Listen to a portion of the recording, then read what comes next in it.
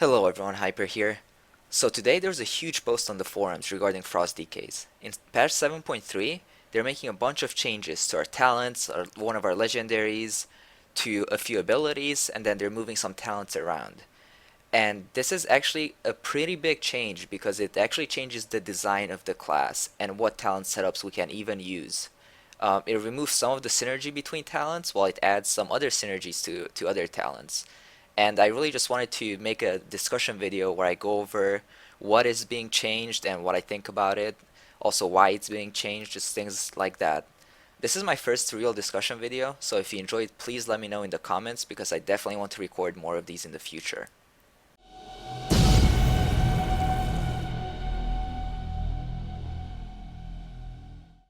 I do have a link to the post in the description box, so if you want to read the whole thing, you're more than welcome to, but I will bring up just the changes on the screen because the post is kind of long and I will talk about all of them. But before I even do that, I kind of wanted to talk about why they're making changes to Frost Decay.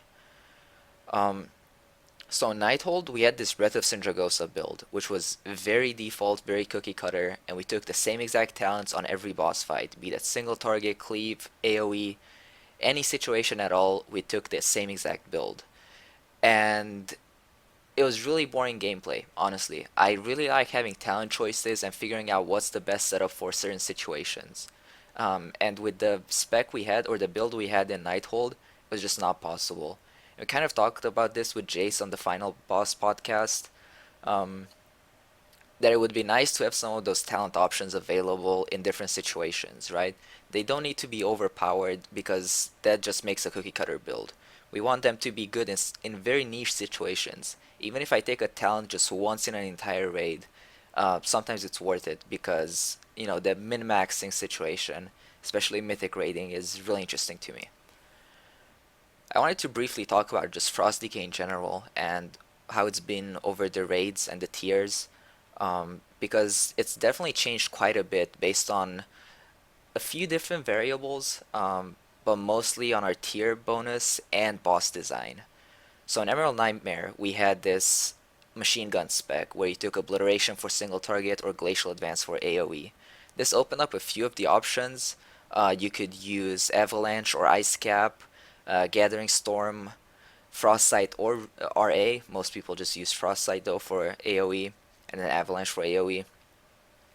But we had a few talent choices that we could use, and even if you took uh, kind of the wrong talents, it wasn't a big deal because the talents were pretty close together in DPS increase.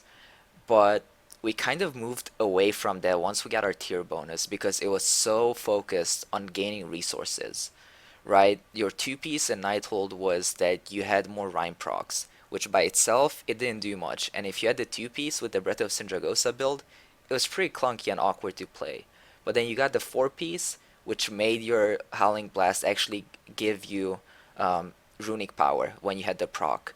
And that was huge because you were getting all these procs and building runic power. And we had a huge synergy between Breath of Sindragosa, Hungering Rune Weapon, Murderous Efficiency, and the Ring Legendary and the Belt Legendary. So those were all focused on gaining resources. And gaining all this runic power, and we were able to keep Breath of Sindragosa for an insane amount of time, which wasn't at all possible in Emerald Nightmare. Towards the very end, after the 7.1.5 changes came, I believe, um, we were able to use Breath of Sindragosa kind of there for the last bit, but other than that, it just wasn't possible because Breath of Sindragosa on its own requires you to take specific talents. And if it's not doing enough damage, we just wouldn't take it. With Obliteration, it's a small part of our damage, it's a nice little increase, but all the other talents kind of gained or increased our DPS on their own, so they weren't all reliant on using Obliteration. Which for Breath of Sindragosa is definitely not the case. If you take Breath of Sindragosa, you need to take all the talents that make you gain resources. So Horn of Winter, Murderous Efficiency, all the ones I listed before. And in Nighthold, we kind of saw that develop, and it just became a cookie cutter build. And then TOS came out, and we lost our four piece, which was all resource generation oriented, towards a Pillar of Frost oriented build. But even though Pillar of Frost is now a lot stronger, we don't have talents to go along with it, right? The other talents are just not powerful enough compared to Breath of Sindragosa to be worth taking. Even now, even though most people actually play Unholy nowadays, just because of the buffs it received, the people who do play Frost play Breath of Sindragosa. Now, if you take Horn of Winter for single target or Freezing Fog for AoE, that's up to you. But you play Breath of Sindragosa with only those two talent choices. Losing the 4-piece from Nighthold was actually huge, because we lost all this resource generation on Breath of Sindragosa, and we moved over to this new set bonus, which increases our burst window and makes it slightly longer. But an average Breath of Sindragosa is about 50 seconds to a minute 10 seconds, or it used to be. And our Pillar of Frost is up for about 25 seconds. So ideally, we would want to use some sort of burst which we can fit inside Pillar of Frost, because now it's way more powerful than it used to be. But we can't take any of the other talents, because they're just not strong enough, even when used together with Pillar of Frost. And that's really the issue that Frost has right now. Um, and another thing that really played into this was boss design. In Nighthold, Melee basically had to do no mechanics. We had a few things here and there to deal with, but other than that, there was just nothing that really interfered with Breath of Sindragosa, so we could keep it up for its maximum potential duration, except for a few bosses where you just kind of had to accept it if you got unlucky. But even on bosses like Star Augur Mythic, where if you would get the Icy Ejection or Fell Ejection, you could run out AMS it, run back with Wraith Walk, and you would basically lose almost no downtime, or uptime, sorry. And you could keep up your Breath of Sindragosa for its maximum potential duration, depending on your gear and talents, or stats, I mean. But we kind of moved away from that as well in Tomb of Sargeras, because there's a lot of bosses where you have to run out of the melee range of the boss. For let's take just the first boss, for example, Goroth.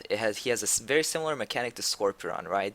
There's crystal you have to hide behind on Scorpion, and there's a pillar you have to hide behind on Goroth. But the difference is that Scorpion, you can tank him right next to the crystal, so you basically can DPS him through it. Goroth you can't, because then he destroys the crystal. So it's basically impossible to DPS him when you're behind the crystal. And a lot of other bosses just have soak mechanics where you have to run out from melee range, or mechanics where you have to, drop a debuff off on the side of the room or something like that, which we didn't really see all too much of in Nighthold. And this boss design actually had a huge impact on Breath of Sindragosa, because if you can't keep almost 100% melee uptime on the boss, you're gonna lose out on a lot of Breath of Sindragosa ticks, and you're not gonna be able to generate runic power, right? Because you're not hitting the boss. So that was another huge issue with why Unholy became better, because Unholy got buffed, yes, and DPS, like single target DPS with 100% uptime, was decently close to Frost for a while. But just boss design made such a huge difference in which spec became dominant in Tomb of Sargeras. And, the devs, or the game designers, I guess, really saw that, and they're trying to make Frost less reliant on Breath of Sindragosa and open up some of those talent choices. So now that I got that little rant out of the way, we can actually go over the changes. I will just divide them into three categories. I'm going to have the buffs, the nerfs, and then the talent changes that they're swapping around. And then, of course, I'm going to talk about it and what I think about them. So what's getting buffed? Well, Frost is getting a 27% overall damage buff on every single ability. This is just a baseline to make up for a lot of the nerfs and changes that they're going to make. Now keep in mind that these numbers are not final. They're probably close to final, but of course this is going to require some testing and tuning, and when it actually comes out on live, don't be surprised if some of these numbers are slightly different. So Breath of Sindragosa buffed by 10%. This is kind of a weird one, because everyone's thinking they're trying to move away from Breath of Sindragosa being dominant, but then they buff it. So what they're trying to do is make Breath of Sindragosa a shorter duration and do more damage, right? So you're not reliant on staying in melee range for an entire minute. Maybe it's going to be like 30 seconds, which is more manageable because you can kind of time it in between mechanics or something. The next change is the Hungering Rune weapon now only lasts 12 seconds instead of 15, but now gives you 20% haste.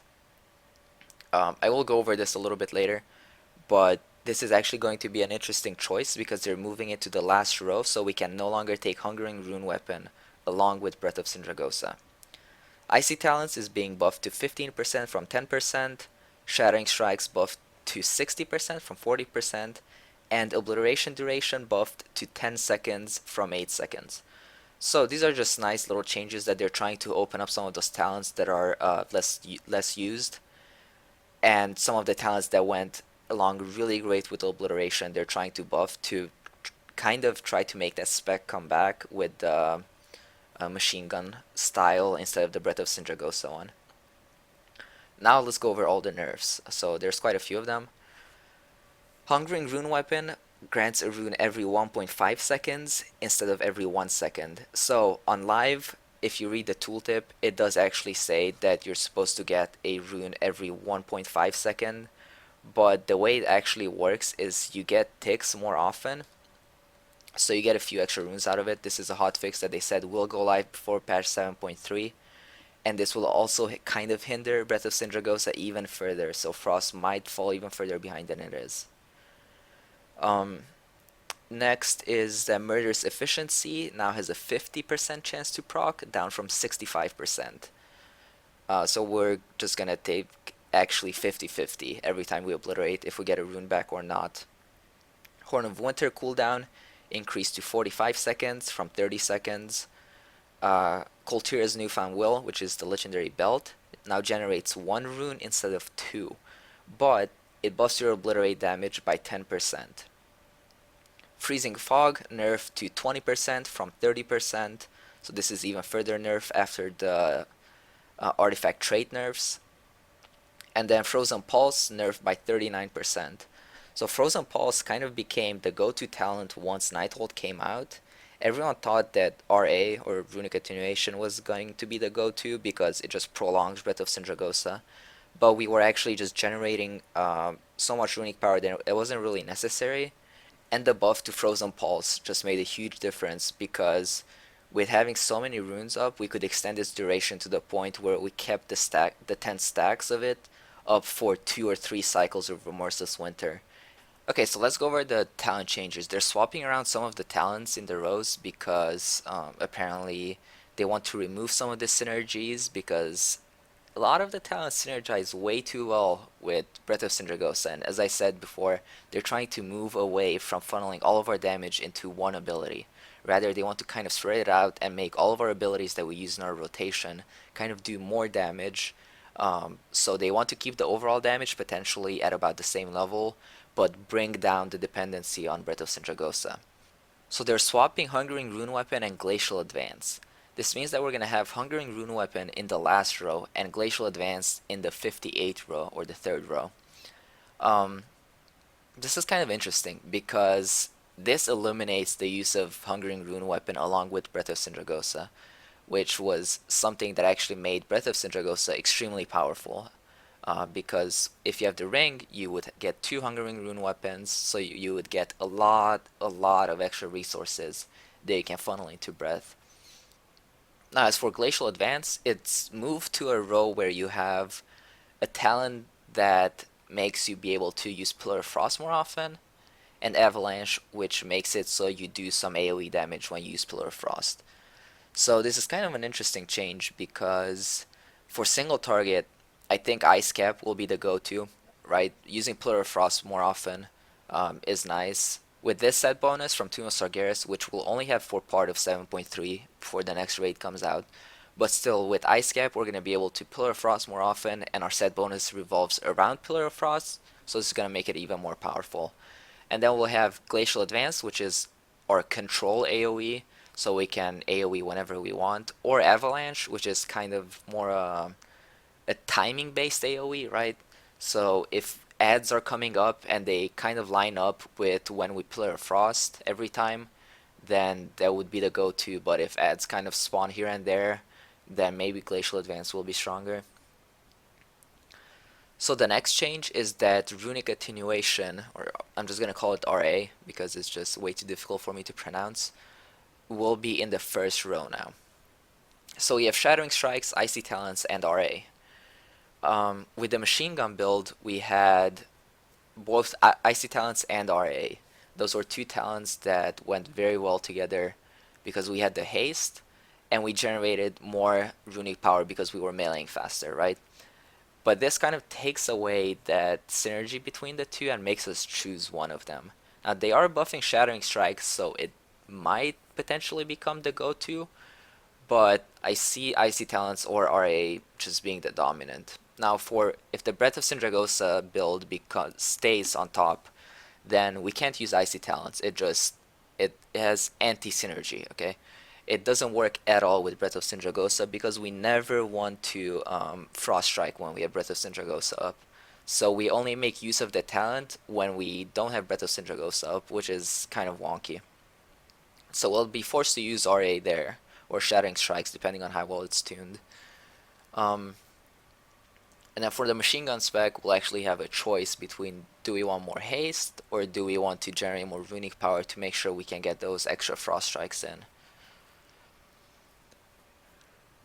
So Murderous Efficiency will now be in the level 57 row, which is the second row. And it's along with Freezing Fog and Horn of Winter. So they moved Murderous Efficiency, which is a resource gaining talent, to another row with a resource gaining talent. And again, this is going to come down to which spec are you using, or which setup are you using.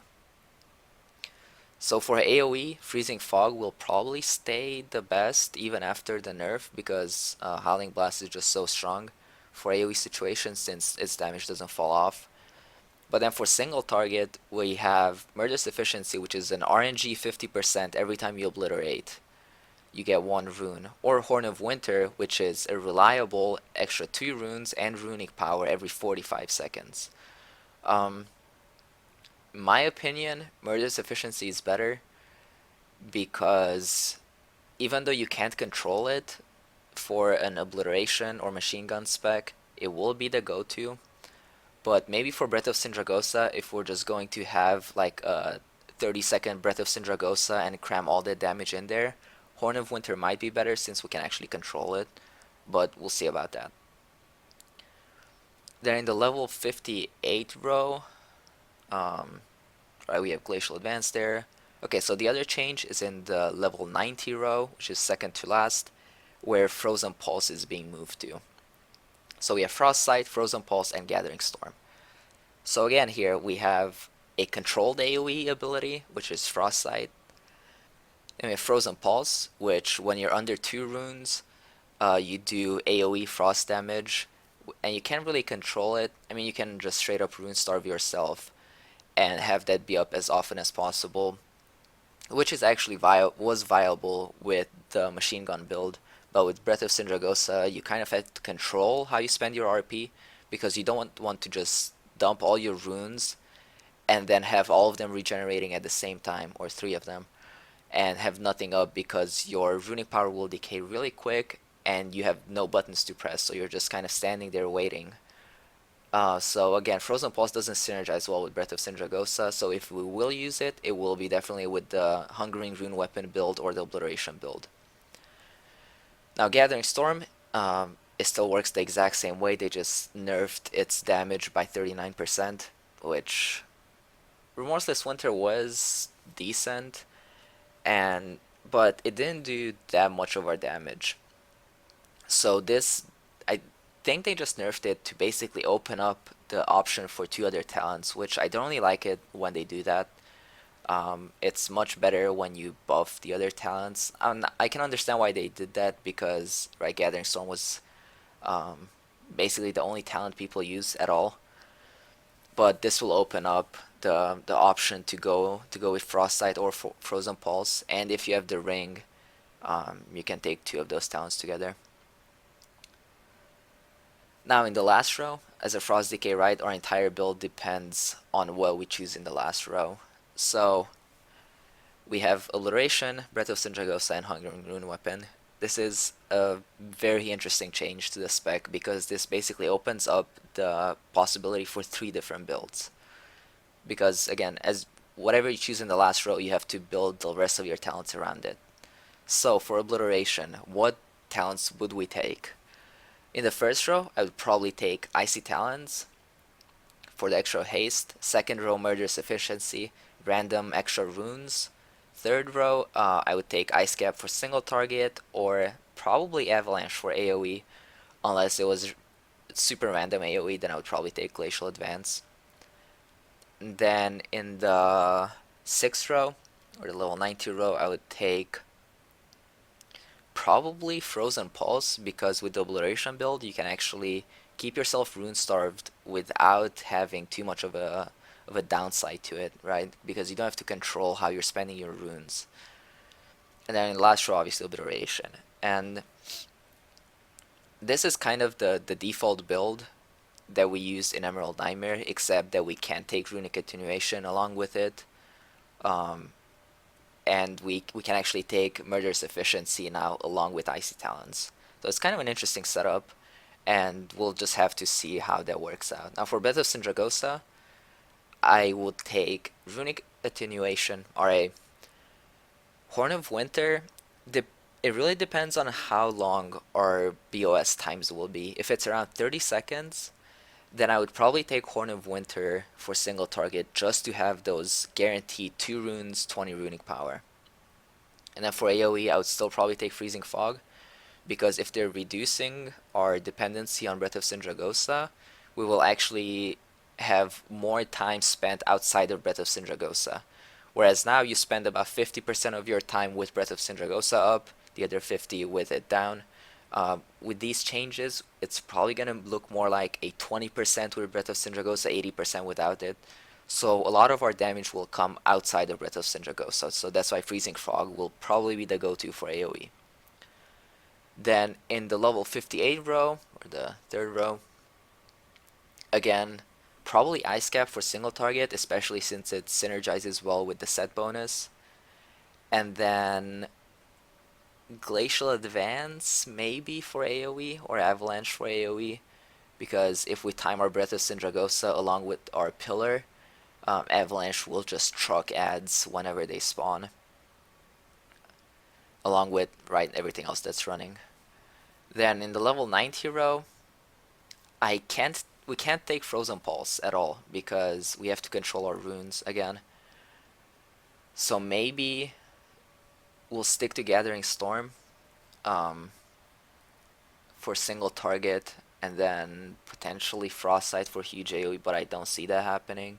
Honestly, in the 90 row, if you're running Breath of Sindragosa, Gathering Storm will still most likely be the go-to talent. And then the third build, which is basically a new build, that revolves around Hungering Rune Weapon. Right, since now it will grant you haste, I kind of look at this as more of an Obliterate heavy build, where we use the belt to get the 10% Obliterate damage, and we use high haste, so we have rune regen, so we can get a bunch of Obliterates out. So for this, Icy Talons, still probably the go-to. Then in the second row, Murderous Efficiency just for the extra runes. Third row, again, probably Ice Cap single target Avalanche AoE. Sixth row, Frozen Pulse. And then last row, Hungering Rune Weapon. And then along with the Legendary Belt. So this will be kind of get as many Obliterates in as you can while keeping up Icy Talons. It will be kind of interesting because our damage will come from Obliterate and Howling Blast for AoE, because Frost Strike will still hit kind of hard, but with all this haste we're gonna have a bunch of runes, so we can spend, or we can get way more Obliterates in per fight than we used to. So these are basically the Frost Decay changes coming in patch 7.3. Again, take the numbers with a grain of salt. They might be changed and tuned slightly. These are kind of just in the ballpark of where they're buffing and nerfing things. Things might still change. As for the new set bonus from the new raid, I will probably make a separate video on that because as we saw with the last tier bonus for Frost, they can make changes up to, just weeks before the patch goes out on live. And I'm really glad to see these changes, honestly, because it opens up a lot of the new talents and it allows us to kind of choose what build we use. Again, for people who min max, there will probably be one build, maybe with a few talent choices, and that's just the way it goes for every single spec in this game. But there's potential for three different builds that I see if other theory crafters or people who do testing on PTR and everything come up with something better. I can't wait to see it. And as soon as this goes on PTR, I will be testing it and playing around with it just to see how it is. I'm really curious to see what you guys think about these changes coming up in patch 7.3. So just leave them in the comments section below. I can't wait to talk with you guys about these because I know a lot of my viewers are still Frost DKs, even when Unholy is better in Tomb of Sargeras.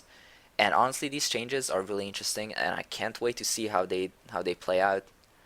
So until next time, have a good one.